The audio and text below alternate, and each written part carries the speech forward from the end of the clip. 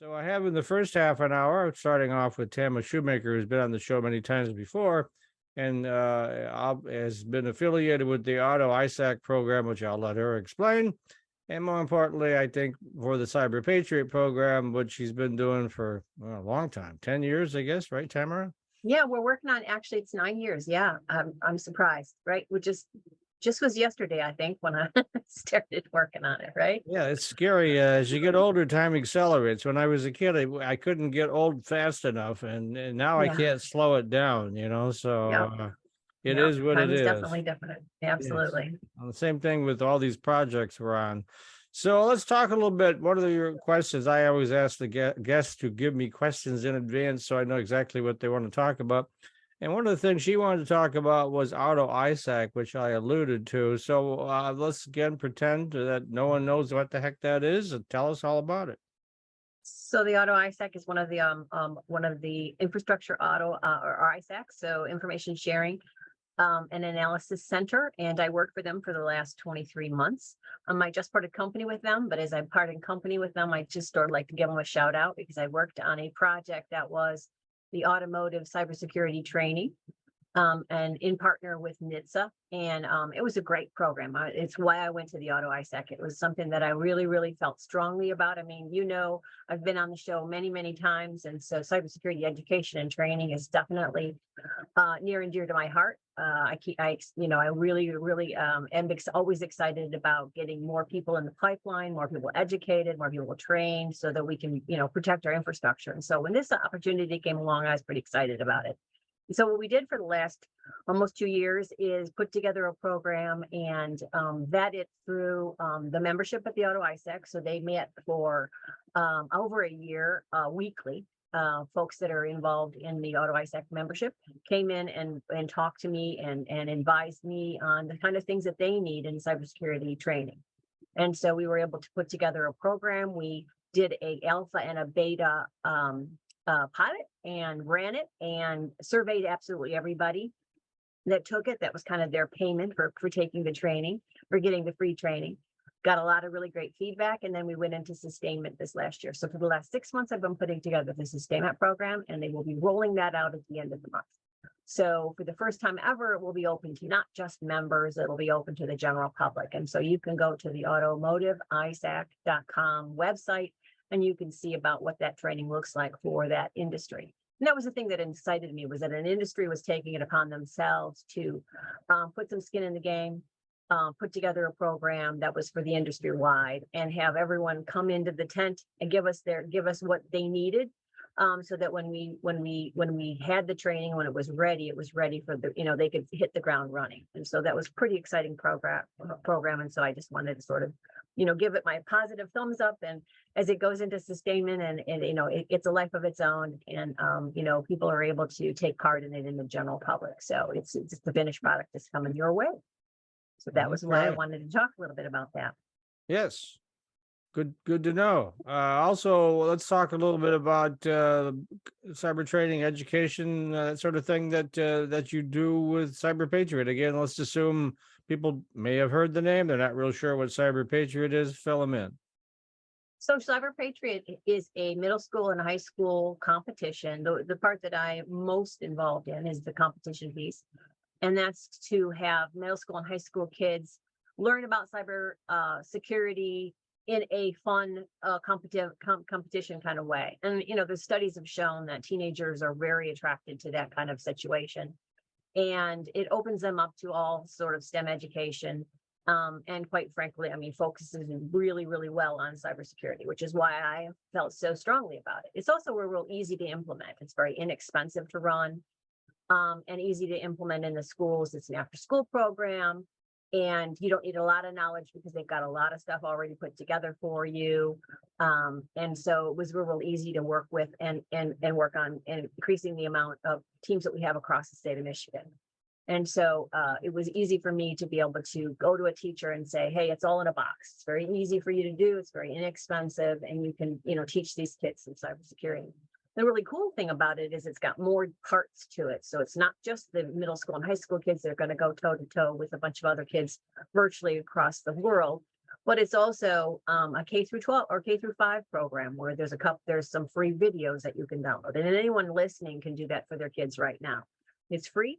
They just ask to find out they're sort of keeping metrics about who's downloading. So they will ask for your name and address, your name, so that they know, are you doing this for your personal use? Are you using it in the classroom? That kind of thing. But it's 3 fun games that they're learning cybersecurity hygiene, cybersecurity awareness things in the beginning, which is, I think, really real important. I don't think we're doing this young enough at all. And then they have also a program for senior citizens. And so it can either be a self-taught, you can go online and you can learn how to keep yourself safe as a senior citizen, or you can have many of our cybersecurity or cyberpatriot kids teach it. So they go to old folks' homes, they go to libraries, and they teach this. And again, it's all put together and it's in a package and it's very easy for them to deliver. But again, they're not only learning it for themselves and teaching it to they're not only teaching these seniors, but they're learning it themselves too. Because when you start teaching something and you start getting questions, real live questions from your audience, you really have to integrate, you really have to start adapting and understanding at a much better level. So it's a really good program. So again, that's the reason that I've backed it for, going on 10 years now and been working it across the state of Michigan. I'm very excited to do that. And so at this pinnacle time of my life, it's something that I want to get more involved in again. Unfortunately, like Matt, I had this full-time job getting this automotive cybersecurity training up to speed, and I didn't have the bandwidth that I had in the prior years to work on the Cyberpatriot program. So I'm excited to take a step back for a minute on my own career and start to work a little bit more on the Cyberpatriot thing again.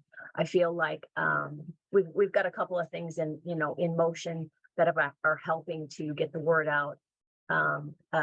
Like for instance, our new book, and we have and all of the announcements that are happening. It's obvious.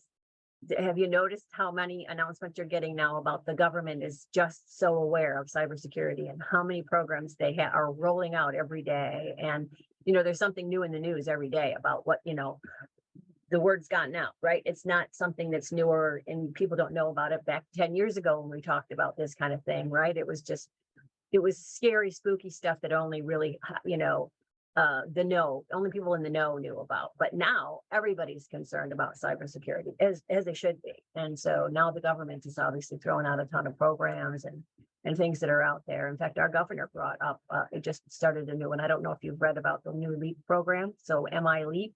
No, I don't think I do. Tell me about that. So she just had announcements out all over the paper everywhere about this LEAP. And they've had the LEAP kind of program going for a bit, but now they're going to expand it. And LEAP was supposed to be about sort of the continuing education of folks when they get out of high school, making sure that they are in a career track. And what they're now doing is sort of cradle to employment now. So they're now reaching back to K early before kindergarten, so pre-kindergarten, and all the way through to a career. And they're trying to make sure that, and again, it's music to my ears if it works, because they're actually showing that pathway, right? And they're trying to make sure that that education and government are working together to make sure that pipeline is a successful pipeline. And again, we're trying to make sure there's not a brain drain here in Michigan, and that we can protect our infrastructure. And again, I'm really, really glad they're starting pre-K and kindergarten, right? I'm just hoping, my fear about that kind of a program or any of these programs, there's a ton of programs across the country that are run by the government, is that they're not getting to the grassroots kind of stuff that's already there and in place. They're adding things that they're running. And I don't necessarily know if they know the voice of the, constituency is what we actually need and what we're actually using. Much like what the autos did, right? So, when I went to them, they were polling their members on a regular basis. What do you need? What's the really most important thing? And what it was getting people onboarded quicker, right? Getting them up to speed in cyber because they didn't necessarily have that in their background, and getting them there as fast as they can because they have so much innovation that they've added to cars that they really need them to be protected, right? And so that was critical. So now we're finally hearing the government says, hey, cybersecurity education and training is critical. And so they're rolling out a bunch of stuff, but they're all sort of brand new. And I don't know if they're, reaching back into the community and finding about all the things that are actually already happening, and connecting with those things. or if it's just going to be, you know, a bunch of things that are going to be funded, that are brand new and haven't been tested, tried, you know, and we know work. Yeah, the challenge. Well, of course, the government has funding for that, and I know that's one of your big issues that you wanted to talk about as well. Is yours is a private program, Cyberpatriot, Correct. and so you had to throttle back a little bit this summer because this didn't have I the have. mentors or the money, right? So you're hoping to get both, right? Yeah, and again, that's because I have been so preoccupied with the full-time job, right? And not being able to really beat the bushes as much as I'd like to. But you know, I think people are missing the point. Yeah, so it's a 501(c). It's been that way for the last 10 years. In the beginning, we were, and I have to say, I have to give Rick Schneider a shout out, right? So when we first started, Rick was our governor, and he was very much he believed in cybersecurity education and training, and he backed our program in the beginning. And that gave us enough seed money to sort of get off the ground and be able to do what I did across the state, right? So I had an award banquet at each year for the state winners of Cyberpatriot. So, and that was pretty important to get something off the ground, right? To have an award so that they, you know, the students felt appreciated, the teachers felt appreciated. And I gave out big trophies and the whole 9 yards. And it was a lot of fun, right? So they also got to see all the other communities across the state coming together in one place and enjoying this wonderful banquet.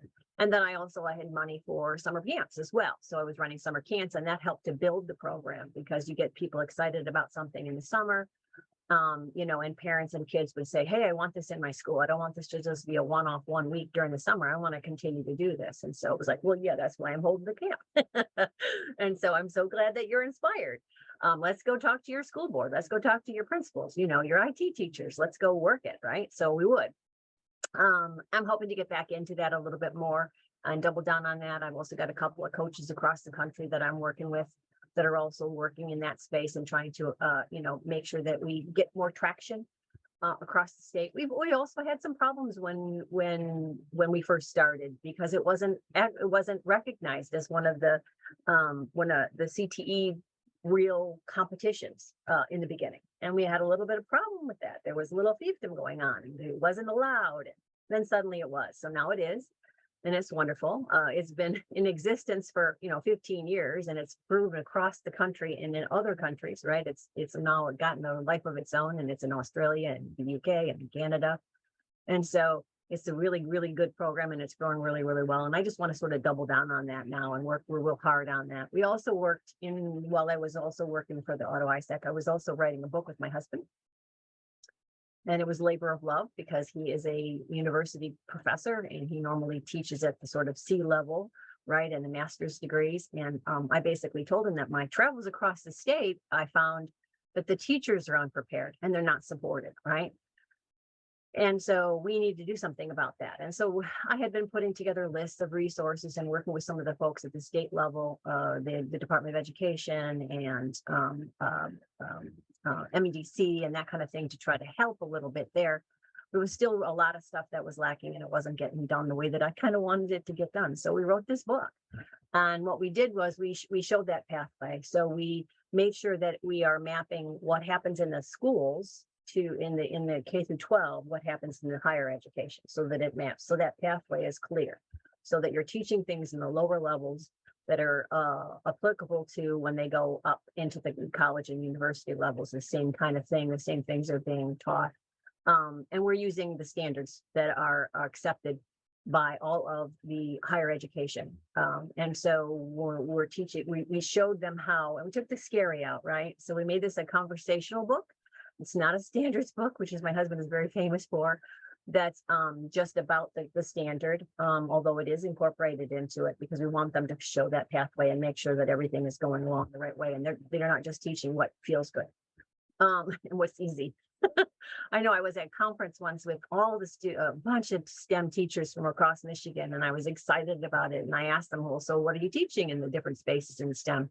And they said, well, we're just kind of go online and find a STEM experiment that's not too expensive because we have to buy our own stuff, you know, and then we do a STEM, experiment and all the kids get excited and then we check it off the box and then we move on because there's just not enough time and not enough support. And so I knew by sort of asking them to do something more in cyber that I needed to help them. I needed to give them something. So what we did was to put this book together. And again, it's a conversation between a middle school teacher, a high school teacher. They get dropped down on them from their superintendent that they have to do cybersecurity, and they basically do the where do we begin?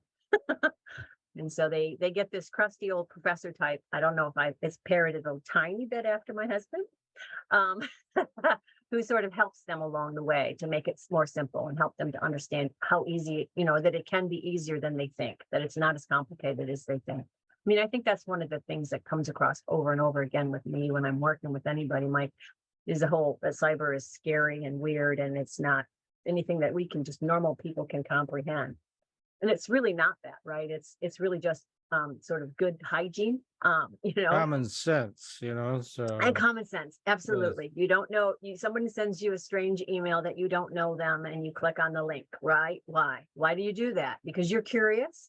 But you've been told over and over again. I mean, it's one of the number one problems, right? Suspicious emails, the spam emails are one of the major problems, and it's still the major problem. Just like in Right, coding, buffer overflow is still a problem because we sure. just don't, we're too lazy to fix it. We have to be. And the same thing happens with the spam thing. Oh, it looks kind of interesting. I'll click on it, and it's like, no, and we all know you shouldn't do that, right? Right. But we still do. All right. Well, we're going to have to wrap up this segment, but you're certainly welcome to stay with us when we bring in the former governor, Absolutely. Rick Snyder. He's going to talk about his new venture. But your venture, if people want to get plugged into Cyber Patriot, buy your book, how do they do that? So the book's on Amazon. So you can put my name in, Tamara Shoemaker, and cybersecurity, and poof, the book comes up. So that's kind of cool. It's a neat thing. My husband's had this experience for a long, long time, but this is the first time I've ever experienced that. So it's up there on Amazon. So that's easy enough. And it's Teaching Cybersecurity is the title of that. And then to get a hold of me, I did put it up on my slide, so it does show, right? So the MICyberpatriot.com website, you can get a hold of me through that, and you can volunteer. And if you want to volunteer to be a mentor, you go to uscyberpatriot.com. But any of those things can be answered by just simply sending me an email. And I'll guide you through it. I'm not here to sort of just get people excited about it and then walk away, right? I want to make sure that I help them and follow through and give Sure. them the tools that they need to be successful. So. All right.